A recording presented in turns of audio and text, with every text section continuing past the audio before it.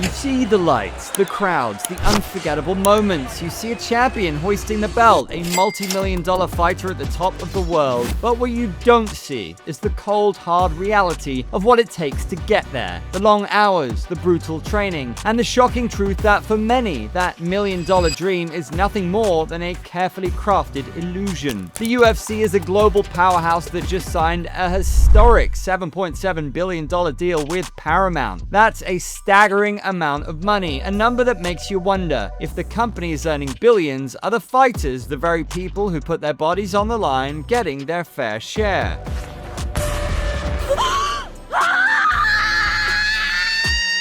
Or is the new Paramount deal just another corporate windfall that leaves the athletes underpaid and undervalued? This isn't just about money, it's about the soul of the sport, and today we're gonna pull back the curtain and expose the truth. Before we proceed, let's watch some serious accusations which have been imposed on the UFC fighters' pay. The UFC is making billions and billions and billions of dollars, but still only paying their fighters 12%. When you're talking about pay-per-view, then you're negotiating pay-per-view, and then you see number like 1.25 pay buys and stuff like that, and the pay-per-view is going from $60 to $80 in the past 5 years, and you realize that the 0.25 that is on top of it is out of the $20 that's been added on. I'm like, come on, man. It's not my first pay-per-view contract, and just wasn't enough money.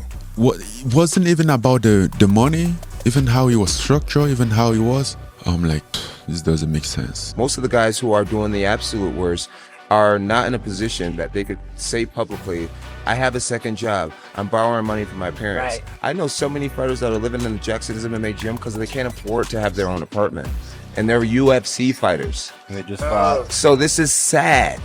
And if I have to have a bad relationship with Dana, sit out for 2 years, 3 years, to bring light to what's happening, then these are the things that people remember you for more than winning belts. Alright, fight fans, you just saw a taste of the action, and if you've been watching the news, you know there's a new rumble in the jungle that could change how you watch every single UFC event. Before we dive into the details, do me a favor, smash that like button and hit subscribe. We're your go-to for the untold stories of MMA, and trust me, you don't want to miss what we've got coming. This week, the UFC dropped a bombshell. Forget about shelling out for every pay-per-view. Paramount, a deal worth a staggering $7.7 billion over 7 years. Question, Dana, is why now? Why the change, and how did it all get done?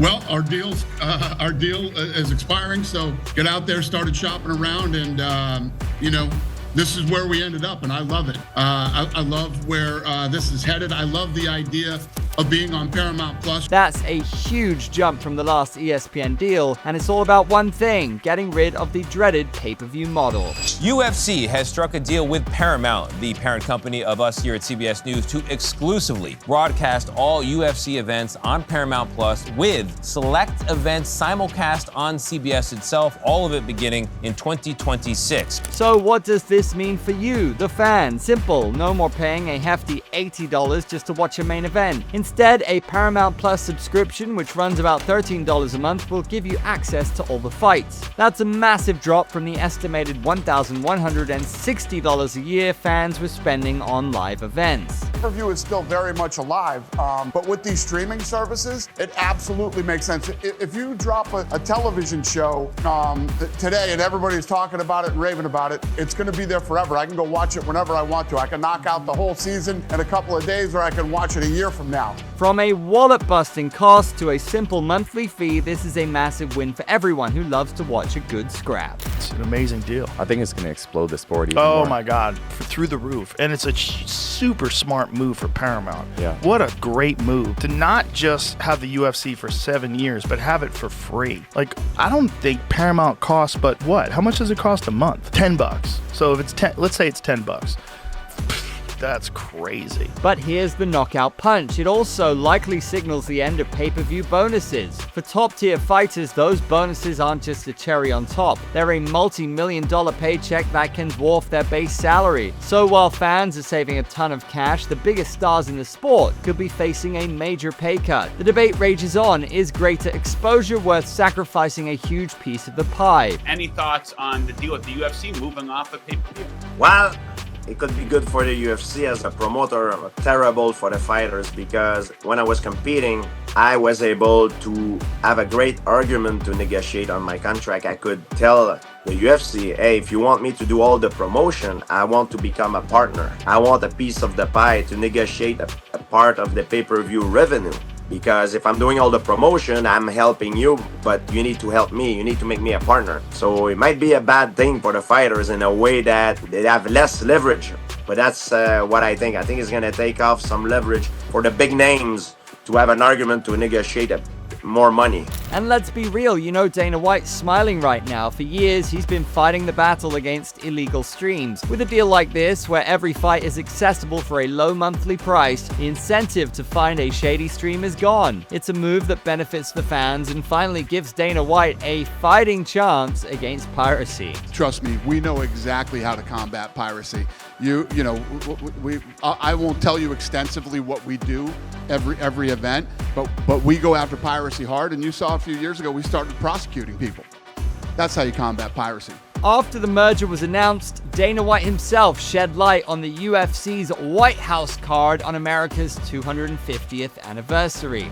It is definitely going to happen. I talked to him last night, him being the president, and I'm flying out there at the end of this month, and I'm going to sit down and walk him through, all the plans and the renderings, and we're going to start deciding what he wants and doesn't want. But yeah, it's definitely going to happen. Well, think about this. When you were just asking me, at the beginning how I felt about, where we are today. July 4th, 250th birthday of the United States of America, live on CBS from the White House. We're going to have a UFC fight. Think of this, on the grounds of the White House. We have a lot of land there. We're going to build we're not. Dana's going to do it. Dana's great, one of a kind. We're going to have a UFC fight, championship fight, full fight, like 25,000 people. Well, we're excited for the White House card, but for now, let's move on to our main topic, which is fighters' pay. When you visualize the UFC fighter pay structure, think of a steep pyramid. At the very top, in a tiny and exclusive pinnacle, sit the superstars, the Conors, the John Joneses, the champions who command millions of dollars per fight. These athletes are the face of the sport and are handsomely rewarded for their star power. But as you move down the pyramid, the base widens dramatically, representing the vast majority of the UFC roster. This is where you find unranked fighters and promising newcomers. Their pay is a stark contrast to the top, often just a few $1,000s, barely enough to cover the grueling expenses of a training camp, including coaches, nutrition, and medical care. But then the fighter pay side of it, I've just seen how people and fighters are getting taken advantage of.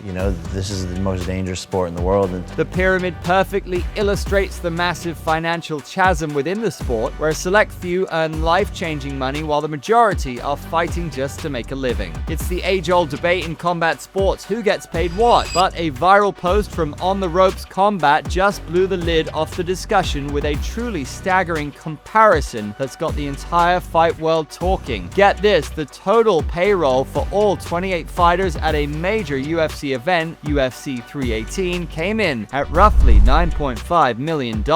Sounds like a decent haul, right? Now hold on to your seats, because boxing superstar Alexander Usyk reportedly pocketed a mind-blowing $132 million for a single fight. That's not just a difference, it's a financial supernova, with Usyk's one payday being nearly 14 times what every fighter on that UFC card made combined. And before you try to tell me boxing's been around longer, let's be real, in MMA, you can't just be a great boxer, you have to be a master of boxing, kickboxing, wrestling, and jiu-jitsu. It's an entire universe of skill packed into one brutal cage, and the training is relentless. Yet while boxing's elite have the power to command their own revenue shares and promotional deals, UFC fighters are locked into a rigid system that leaves them with limited leverage. The comparison isn't just about money, it's a sobering look at two icons of their sports. Dustin Poirier, battered and bruised, representing the brutal fight economy of the UFC, and Usyk, triumphant and flush with cash, symbolizing the financial financial freedom at the top of boxing. It raises a tough question for all of us who love this sport. Is the UFC's model truly sustainable, and when will its legends start getting paid like the warriors they are? But for all the talk of billion-dollar deals and underpaid athletes, the UFC's greatest asset and its truest spectacle is what happens inside that octagon. The business of fighting is just the backdrop for the very real, very visceral stories of these fighters. And right now, the headlines are screaming with matchups that will define entire divisions for years to come. While the business side of the UFC is facing these challenges, the heart of the sport, the fights themselves, continues to deliver. Let's talk about the big men first. The heavyweight division has a new king in Tomaspinall, the UK's finest, is a technical monster, but with John Jones now retired, the question on everyone's mind is, who will be his first undisputed title defense? The smart money and the buzz from the insiders is on Cyril Gane. He's the #1 contender, and a fight between these two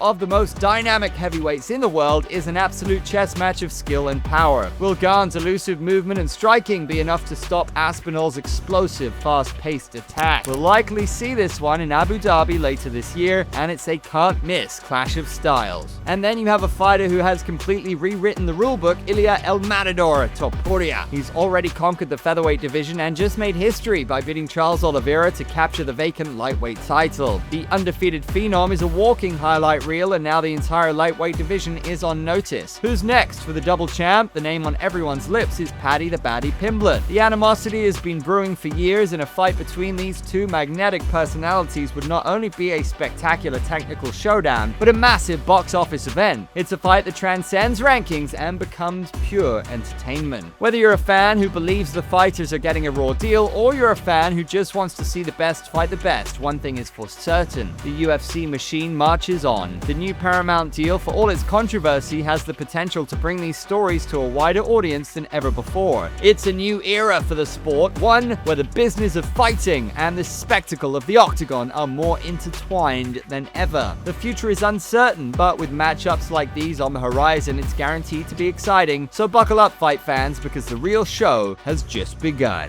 Make sure you hit that like button and subscribe to Sportskeeda MMA for more fight stories and hot takes, and drop your thoughts in the comments section below.